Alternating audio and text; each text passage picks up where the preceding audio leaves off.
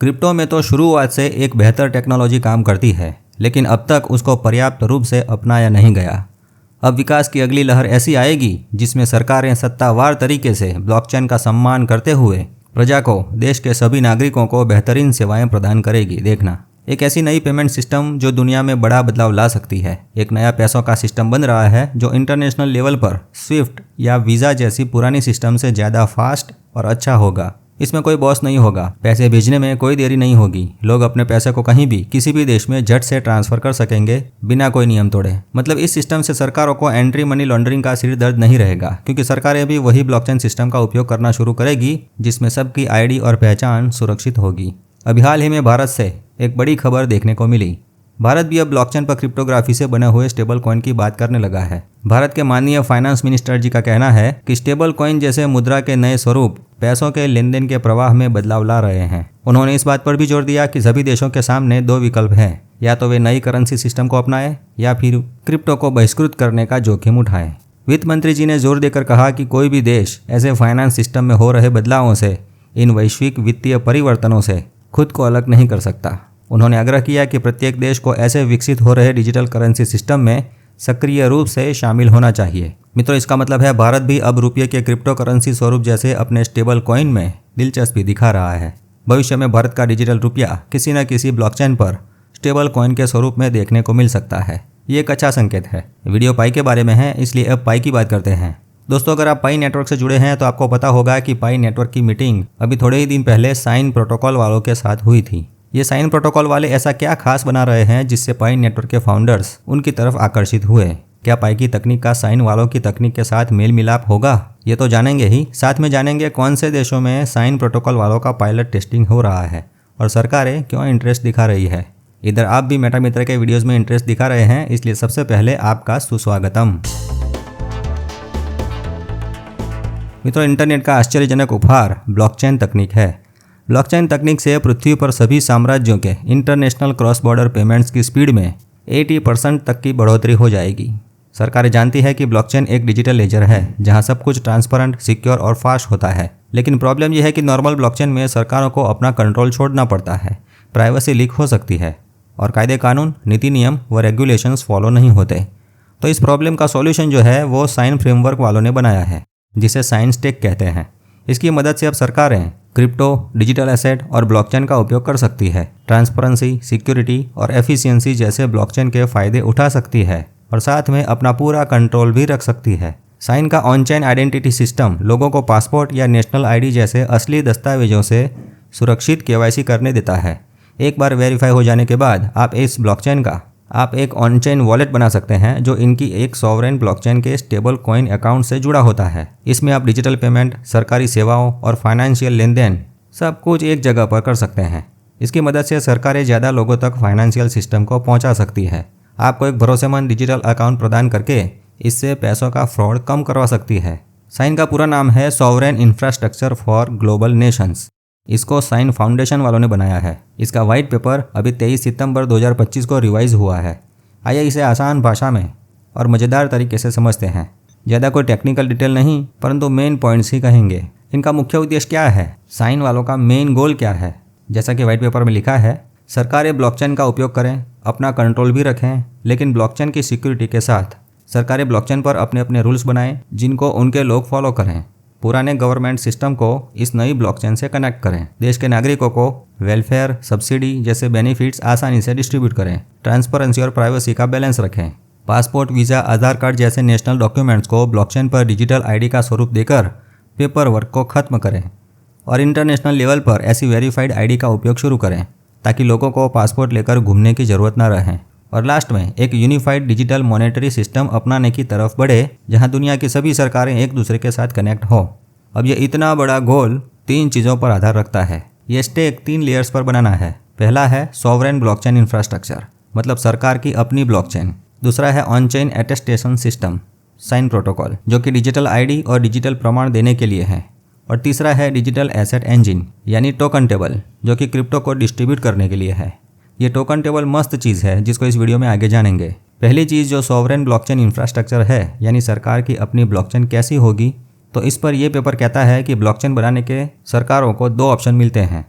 एक public approach और एक प्राइवेट अप्रोच। दोनों पर सरकार पूरा कंट्रोल रख सकती है। पब्लिक अप्रोच की बात करें तो ये सॉवरेन लेयर 2 चेन है। ये एक कस्टम ब्लॉकचेन है जो इथेरियम जैसी बड़ी पब्लिक ब्लॉकचेन पर बनती है।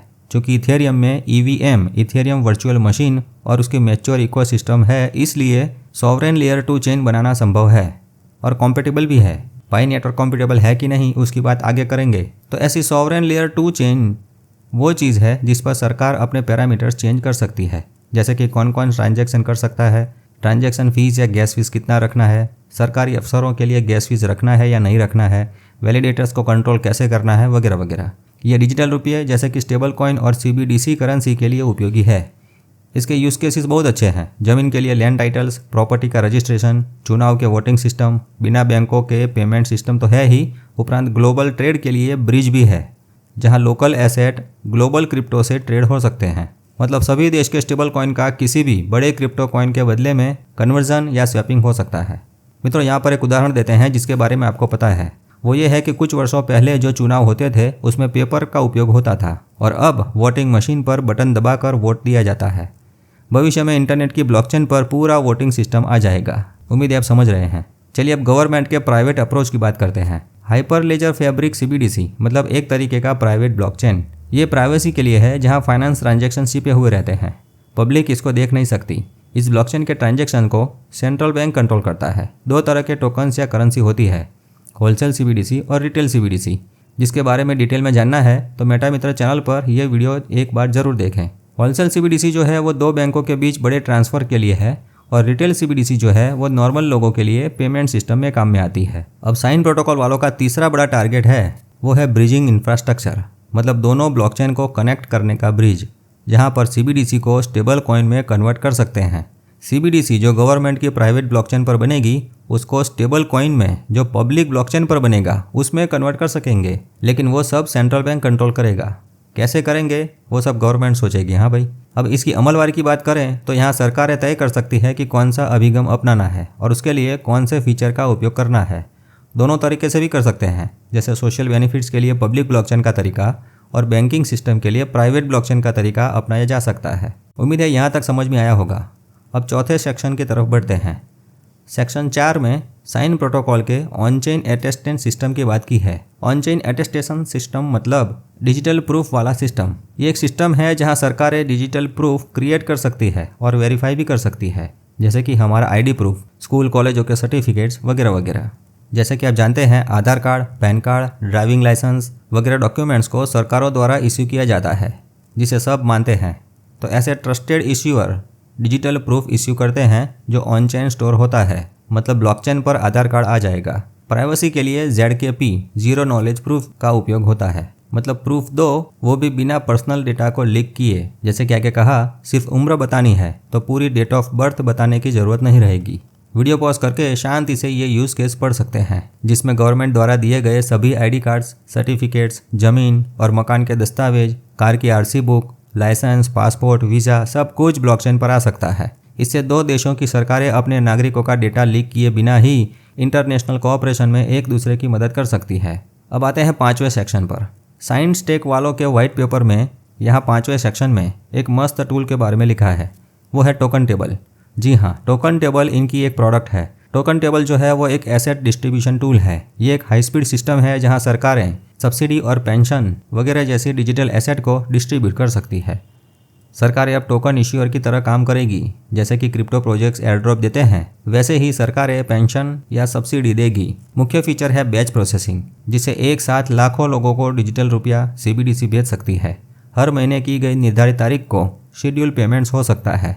ID लिंक के फीचर से केवल एलिजिबल लोगों को ही पेंशन या पैसा ट्रांसफ़र होगा और सब कुछ ऑडिटेबल भी है, मतलब सभी रिकॉर्ड्स ब्लॉकचेन पर ट्रांसपेरेंट होते हैं। इसमें कोई छेड़खानी नहीं कर सकता। मल्टी चेन का फीचर भी है, इसलिए प्राइवेट या पब्लिक ब्लॉकचेन दोनों पर ट्रांजैक्शंस के रिकॉर्ड हो सकते हैं। तो भाई गवर्नमेंट अब welfare fund, pension fund, emergency payment, agriculture subsidy, health care benefits वगैरह ये टेबल टोकन के माध्यम से दूर दराज के गाँव वालों तक भी सीधा पहुँचा सकती है। इकोनॉमिक इम्पैक्ट पड़ेगा, मतलब इकोनॉमिक फ़ायदे हो सकते हैं, जैसे कि कॉस्ट रिडक्शन, ऑटोमेशन से फ्रॉड कम होंगे, ऑडिट करना आसान रहेगा। दूसरा फ़ायदा, जिन नागरिकों के बैंक अकाउंट नहीं है उनके वॉलेट में भी सीधा डिजिटल रुपया जाएगा। और इंटर ऑपरेटिबिलिटी की वजह से यही पैसों का कहीं पर भी ग्लोबल ट्रेडिंग करना आसान होगा।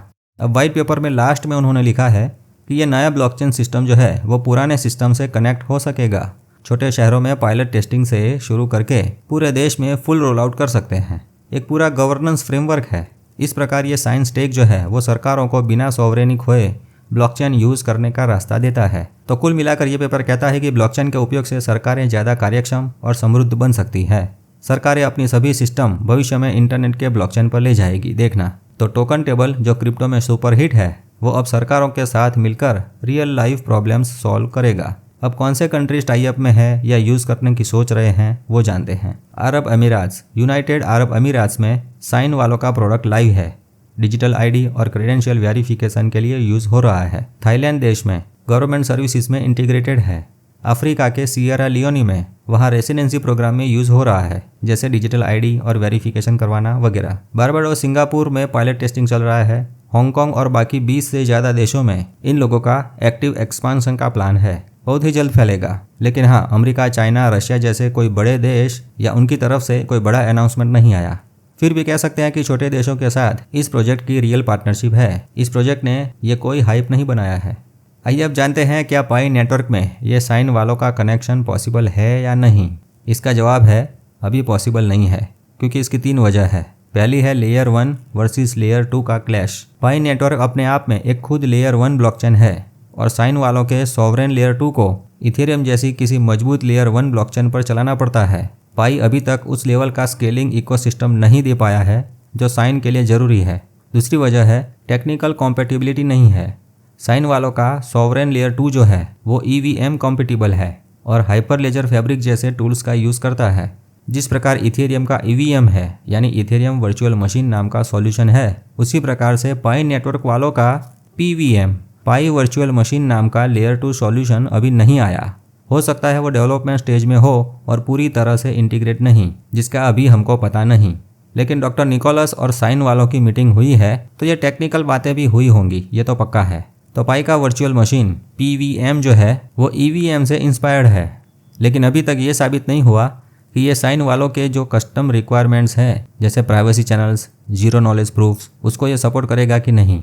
और आखिरी तीसरी वजह जो है कि क्यों पाई और साइन वालों का कनेक्शन अभी संभव नहीं है, वो है मैच्योरिटी और पार्टनरशिप। साइन वालों का सिस्टम अभी UAE और थाईलैंड जैसे कंट्रीज़ में लाइव है, चल रहा है। इथेरियम या दूसरी मैच्योर लेयर 1 ब्लॉकचेन पर साइन वालों का सिस्टम अभी चलता है। पाई नेटवर्क अभी उसके ओपन मेननेट पर पूरी तरह से शिफ्ट नहीं हुआ और पाई का इकोसिस्टम इथेरियम के मुकाबले अभी छोटा है। तो यही 3 वजहों से आज की बात करें तो साइन वालों के सॉवरेन लेयर 2 को पाई नेटवर्क पर इम्प्लीमेंट करना पॉसिबल नहीं लगता। पाई का फोकस मोबाइल यूज़र और माइनिंग पर है, जबकि साइन प्रोटोकॉल सरकारों के लिए हाई स्केल सॉल्यूशन देता है। मगर हाँ, अगर भविष्य में पाई का PVM मजबूत हो जाए और साइन वालों के साथ पार्टनरशिप हो जाए तो बहुत कुछ संभव हो सकता है। जीवन में ऐसी चीज़ें, ऐसे बदलाव देखने को मिल सकते हैं जिसके बारे में हमने सोचा तक ना हो। जैसे कि अभी फाइनेंस मिनिस्टर जी का भाषण सबने सुना, उस दिशा में सोचें तो कल उठकर अगर फाइनेंस सिस्टम बदलती है, रुपया जो है वो ब्लॉकचेन पर आकर डिजिटल रुपया CBDC या स्टेबल कॉइन बन जाता है, तो तब सोचो सरकार को देश के लाखों किसानों के अकाउंट में डिजिटल रुपया डिस्ट्रीब्यूट करना हो तो आसानी से हो सकता है ना। मतलब किसानों के अकाउंट में सीधा ट्रांसफ़र करना हो तो वो एक साथ कुछ ही मिनटों में हो सकता है। अब कुछ लोग सोचेंगे कि आज भी तो रुपया किसानों को मिलता है, इसमें और उस डिजिटल रुपये में क्या फ़र्क है। तो भाई, आज जो रुपया ट्रांसफ़र होता है वो सरकार के बैंक अकाउंट से किसानों के बैंक अकाउंट में ट्रांसफ़र होता है। उसकी कंप्यूटर सिस्टम अलग है, उसका सर्वर बंद हो जाए तो रुपया ट्रांसफ़र नहीं होता। समय के साथ लेटेस्ट और नए ज़माने की कंप्यूटर सिस्टम आई है जिसमें रुपया डिजिटल स्वरूप में क्रिप्टो टोकन्स के स्वरूप में होता है। नए सिस्टम में डिजिटल रुपया यानी क्रिप्टो करेंसी स्टेबल कॉइन जो है वो सरकार की तिजोरी में से सीधा आपकी जेब में आएगा, न कि आपके बैंक के अकाउंट में। ये क्रिप्टो का सिस्टम बिना बैंकों के चलता है। तो सरकारें अपने देश के क्रिप्टो वॉलेट में से किसानों के क्रिप्टो वॉलेट में, किसानों के बटुए में सीधा डिजिटल रुपया भेजेगी। अब किसानों को बैंकों में जाकर पैसे निकालने के लिए लाइन में खड़े रहने की ज़रूरत नहीं रहेगी। लेकिन हाँ, आप अगर किसान हैं या कोई भी ऐसे नागरिक हैं जो सरकार से वॉलेट में क्रिप्टो लेना चाहते हैं तो भाई क्रिप्टो को जानना पड़ेगा। आज से ही क्रिप्टो के बारे में जानकारी लेना, प्राप्त करना शुरू करना पड़ेगा। हो सकता है भविष्य में रुपये का स्टेबल कॉइन आ जाए, मतलब रुपया डिजिटल क्रिप्टो टोकन बन जाए, कुछ कह नहीं सकते। देखिए, आज से 10 साल पहले मतलब वर्ष 2016 से पहले यूपीआई सिस्टम तो था ही नहीं। वो तो मोबाइल आया, उसके बाद यूपीआई आया, और अब यूपीआई में ईएमआई की यानी कि हफ्तों से पेमेंट करने की सिस्टम आ रही है। और सबने जिस प्रकार यूपीआई से पैसों का लेन देन करना सीखा, उसी प्रकार अब क्रिप्टो से लेन देन कैसे होता है वो सीखेंगे। फ़र्क सिर्फ इतना है कि यूपीआई से पैसा आपके बैंक अकाउंट से दूसरे के बैंक अकाउंट में जाता है, लेकिन क्रिप्टो सीधा आपके बटुए में से सामने वाले के बटुए में जाता है। कोई बैंक बीच में नहीं होती। उम्मीद है आप समझ रहे हैं कि समय के साथ साथ नई टेक्निक के साथ फाइनेंस की सिस्टम भी बदल रही है। समस्त संसार में लक्ष्मी देवी यानी रुपया जो है वो पुराने सिक्कों से शुरू होकर नोट्स बना, फिर यूपीआई बना और अब क्रिप्टो का स्वरूप धारण करेगा। भारत देश में सरकार कोई भी हो, आज नहीं तो कल डिजिटल रुपया स्टेबल कॉइन जरूर बनेगा। लेकिन हमें तो अभी से तैयार रहना है, दूसरों से आगे रहना है। हमें तो जीवन में क्रिप्टो की बढ़ती उपयोगिताओं को जानना है। हमें तो क्रिप्टो की सही जानकारी के साथ आगे बढ़ना है, क्रिप्टो की कीमतों के साथ नहीं। समय आएगा, इसलिए धैर्य रखें, सीखते रहें और प्रसन्न रहें। मेटा मित्र से जुड़े रहें। मेरा मित्र मेटा मित्र। जय हिंद, जय भारत।